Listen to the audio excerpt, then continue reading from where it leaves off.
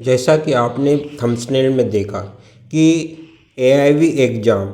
वकीलों के लिए जो है या तो तलवार बन गया है या फिर जो है ना गले का फंदा भी बन गया। ऐसा क्यों हुआ है वो मैं आपको इस वीडियो में आपको बताऊंगा। और ऐसा बनने के लिए जो है क्या खुद जो है वकील जवाबदेह हैं या फिर बार काउंसिल ऑफ इंडिया ने ऐसा कुछ प्रोसेस बना के रख दिया है कि एआईबी एग्ज़ाम पास अगर कोई वकील नहीं करता है तो फिर वकील का पेशा जो होगा यानी उसको कोर्ट में प्रैक्टिस करना जो मुश्किल हो जाएगा। मेरा नाम नवीन कुमार है। मेरा channel decode the law with and came है, इसको आप लोग सब्सक्राइब कीजिए और मेरे चैनल से जुड़िए। जैसा कि मैं आपको बता कि बार काउंसिल ऑफ इंडिया ने 2010 में जो है एक एआईबी रूल्स लेके आई थी, ऑल इंडिया बार एग्जामिनेशन रूल्स 2010 लेके आई थी। और एक्चुअली जो है वो 2009 रूल में जो है फ्रेम हुआ था, लेकिन 2010 से लागू हुई थी। उसमें जो है कंपल्सन कर दिया था बार काउंसिल ऑफ इंडिया ने इस रूल के जरिए कि 1 जुलाई 2010 के पहले अगर कोई ने जो भी एडवोकेट है अगर वो लॉ ग्रेजुएट है तो उसे बार काउंसिल ऑफ इंडिया का जो एआईबी एग्ज़ाम है ऑल इंडिया बार एग्जामिनेशन उसको देना नहीं पड़ेगा और बिना दिए हुए जो है उसका वो प्रैक्टिस कोर्ट में कर सकेंगे। लेकिन 1 जुलाई 2010 के बाद जो भी एडवोकेट एलएलबी किए हुए हैं उन्हें बार काउंसिल ऑफ इंडिया का एआईबी एग्ज़ाम देना पड़ेगा। और जब वो रजिस्ट्रेशन कराते हैं तो उनका 2 साल तक प्रोविजनल रजिस्ट्रेशन रहता है और इस 2 साल के अंदर जो है उसे बार काउंसिल ऑफ इंडिया का एआईबी एग्ज़ाम पास कर जाना पड़ेगा और फिर उसको सीओपी मिलेगा, जिसके तहत जो है वो सीओपी मिलने के बाद उसका सर जो है प्रैक्टिस करने का जो ऑथराइजेशन है टिल द एंड तक, मीन्स जब तक वो करना चाहेंगे कोर्ट में तब तक जो है उनका जो वैलिड रहेगा। लेकिन अगर ये जो प्रोविजनल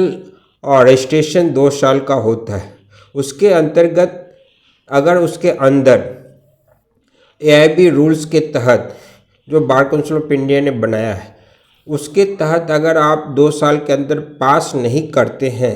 तो फिर ज्यों ही 2 साल पूरा होगा तो ऑटोमेटिकली सस्पेंड हो जाएगा वो आपका प्रोविजनल एनरोलमेंट जो स्टेट बार काउंसिल से आपका एनरोलमेंट होता है। लेकिन अभी था कि बार काउंसिल ऑफ इंडिया इस पे ध्यान नहीं दे रही थी और स्टेट बार काउंसिल जो है इस रूल को ठीक से पालन नहीं कर रही थी। लेकिन अब बार काउंसिल ऑफ इंडिया ने स्ट्रिक्ट हो गई है और स्ट्रिक्ट होने के बाद बार काउंसिल ऑफ इंडिया ने प्रत्येक स्टेट बार काउंसिल पे इस पे ध्यान देने कही है। तो इसी में जो है अभी राजस्थान एक बार काउंसिल जो है उन्होंने नोटिफिकेशन निकाल दी है और नोटिफिकेशन निकाल के ऐसे जो है उसमें लिस्ट भी जारी कर दिया है नोटिफिकेशन का। लगभग जो है उस लिस्ट में लगभग 10,000 से ज़्यादा एडवोकेट हैं जो केवल राजस्थान में ही हैं जो बार काउंसिल ऑफ इंडिया का एग्ज़ाम नहीं पास किए हैं और 2010 से वो प्रैक्टिस में हैं। इवन 15 साल से प्रैक्टिस में है लेकिन बार काउंसिल ऑफ इंडिया का एग्ज़ाम पास नहीं किए। तो उन्होंने नोटिस में कहा है कि ये जो भी उनके नोटिस में के एनेक्सर में जिनका भी नाम है उनको वो कोर्ट में जाने से मना कर दिया है और प्रत्येक बार एसोसिएशन को इंस्ट्रक्शन दिया है कि वो बार एसोसिएशन जो है उस एडवोकेट को कोर्ट में जाने से जो है न रोक लगावे।